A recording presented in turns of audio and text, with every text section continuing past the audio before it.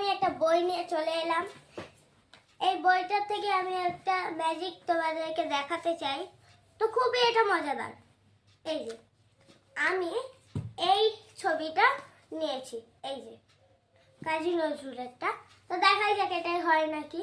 আর আমি একটা বাজার থেকে রাবার নিয়ে এসেছি। তো এই যে এটাকে কিন্তু টিপতে হবে।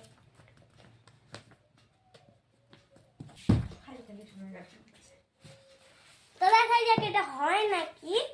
এবার আমরা এটাকে তুলবো, দেখাই যাক এটা হয়েছে নাকি।